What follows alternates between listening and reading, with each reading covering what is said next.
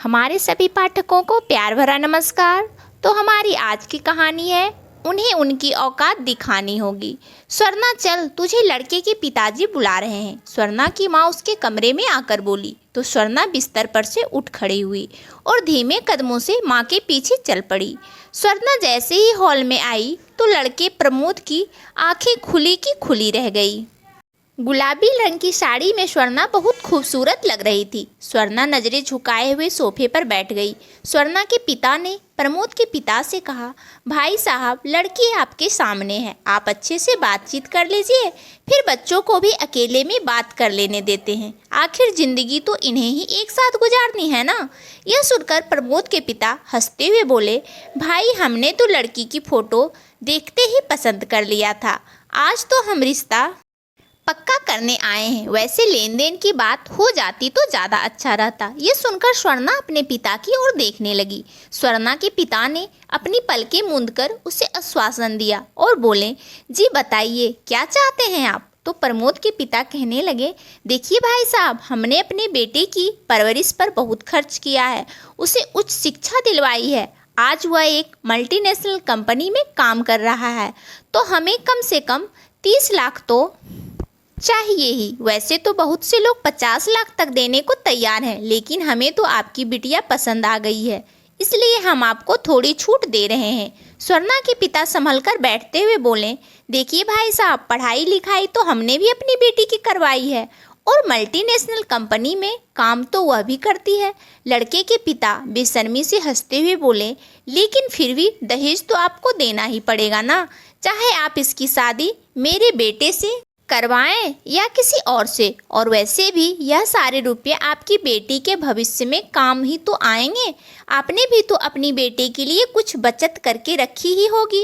ये सुनकर स्वर्णा के पिता कहने लगे, चलिए ठीक है, आपकी बात मान लेते हैं, मैं आपको दहेज में 30 लाख रुपये देने के लिए तैयार हूँ। यह सुनते ही प्रमोद और उसके माता पिता की आंखों में एक चमक सी आ गई।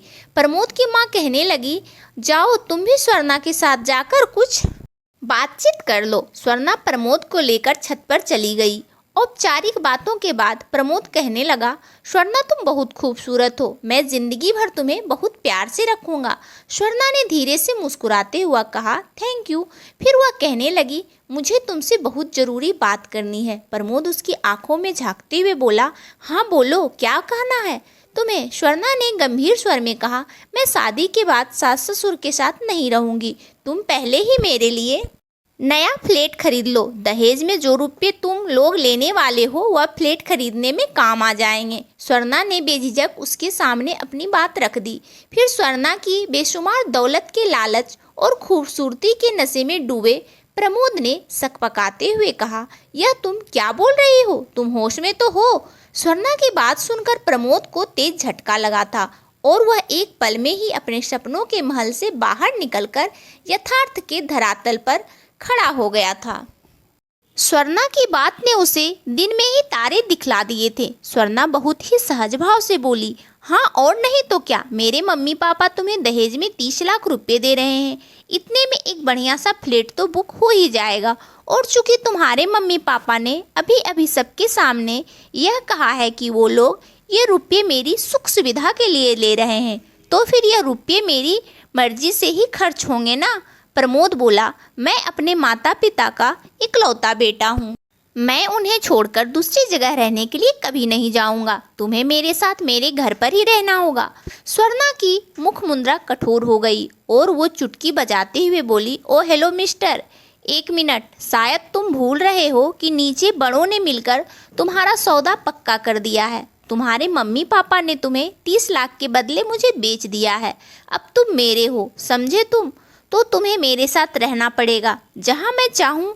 तुम्हारा काम बस मेरी ज़रूरतें और खुशियों का ध्यान रखना होगा। तुम्हारी ज़िंदगी अब मेरे इर्द गिर्द ही घूमेगी। तुम्हारे माता पिता ने तुम्हारी परवरिश की होगी, लेकिन उस परवरिश की कीमत मेरे पिता चुकाने जा रहे हैं, तो इसलिए आगे अब तुम पर सिर्फ मेरा अधिकार होगा। यह सब सुनकर प्रमोद के चेहरे पर हवाइयाँ उड़ने लगी।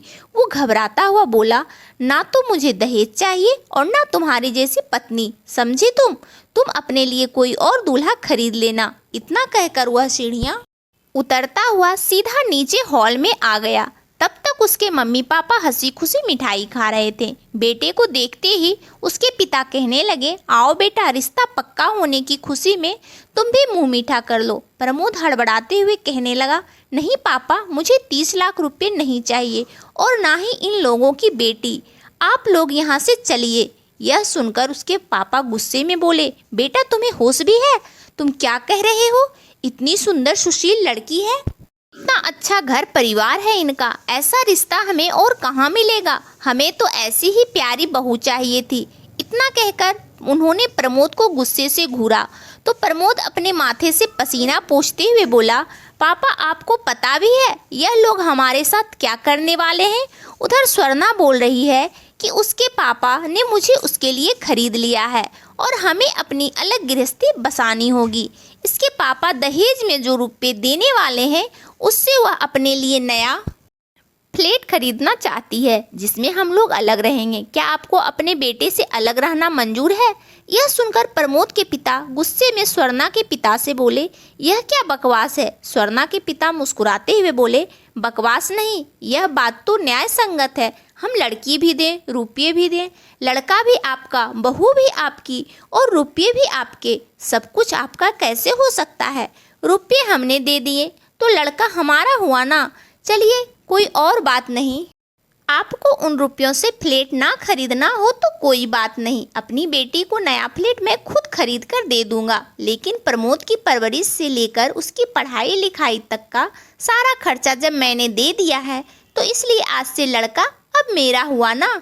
इसे बस मेरी बेटी की खुशियों के लिए ही तो जीना है और क्या काम है। बाकी दोनों बच्चे बड़े और समझदार हैं, मिलजुल कर अपनी जिंदगी गुजार लेंगे। यह सुनकर प्रमोद के पिता गुस्से में उबलते हुए बोले कि आपने हमारा मजाक उड़ाने के लिए यहाँ बुलाया था? हमें ऐसा कभी नहीं हो सकता। दहेज तो लड़के वाले लेते ही हैं, लेकिन इसका मतलब यह नहीं होता कि एक वह अपना बेटा लड़की वालों को बेच देते हैं। बेटा तो हमारा है और हमारा ही रहेगा, हमें ऐसे घर में रिश्ता ही नहीं जोड़ना। इतना कहकर प्रमोद के पिता अपने बेटे और अपनी पत्नी के साथ बाहर जाने लगे। स्वर्णा ने मिठाई का एक टुकड़ा अपने मुंह में डालते हुए कहा, पापा, हमने मिलकर इन दहेज के लालची लोगों को अच्छा सबक सिखाया है। बड़ा आए थे दहेज मांगने वाले। स्वर्णा के पिता कहने लगे, हाँ बेटा, आइडिया भी तो तुम्हारा ही था ना। तुमने ही तो कहा था कि अगर लड़की वालों ने दहेज की मांग की तो हमें इसी तरीके से बात करके उन्हें उनकी औकात दिखानी होगी। स्वर्णा थोड़ा गंभीर होते हुए बोली, पापा, यदि दहेज के लालची लोगों को लड़की वाले ऐसा ही जवाब देने लगे तब इनकी दहेज मांगने की कभी हिम्मत ही नहीं होगी। स्वर्णा के पिता बोले कि विवाह एक खूबसूरत बंधन होता है, लेकिन पता नहीं क्यों कुछ लोग इसे सौदा क्यों बना लेते हैं। दोस्तों, आपको क्या लगता है, क्या स्वर्णा और उसके परिवार ने लड़के वालों को जो सबक सिखाया था वह तरीका उचित था? कहानी कैसी लगी कमेंट करके बताइएगा। कहानी अच्छी लगे तो इस कहानी को लाइक और चैनल को सब्सक्राइब जरूर कीजिएगा। और आप सबका दिन शुभ हो, यही भगवान से प्रार्थना है। धन्यवाद दोस्तों।